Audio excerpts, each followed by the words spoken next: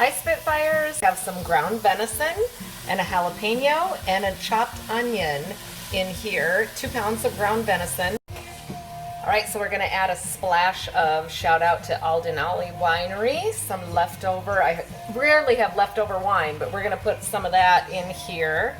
We're gonna turn this into Stifado, which is a Greek stew. And I'm gonna cook this wine off. Just put the rest in. What the hell? Stifado, I decided to use sweet catch. My packets are really universal, so I'm using sweet catch because Stifado, this Greek stew, has a kind of a sweetness to it, some garlic and different various spices that are interesting. So you have to trust me on this. We're going to add a bay leaf. And these are tiny, so I'm going to add a couple of them. And a cinnamon stick, believe it or not.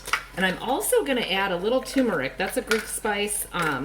It's a great spice just to add to any dishes because it's really, really healthy. So I like to add a sprinkle of it in things when I can and when it makes sense. We're going to add some cumin, really measuring here. This is how we gourmets work, right? And then we're going to add a little bit of cloves. I know, interesting, right? Greek food is interesting, and I like to leave my spices out because then I kind of taste as I go and it just makes it kind of fun. I'm also going to put in here, I know we added the wine, remember that was very important, and this has been the wine's been cooking off a little bit. Of course we leave that in as it cooks off because I did that after we drained the meat. And I'm going to add a can of tomato paste now also. You will find that this just smells amazing. And if you're a little apprehensive, just add a little bit at a time.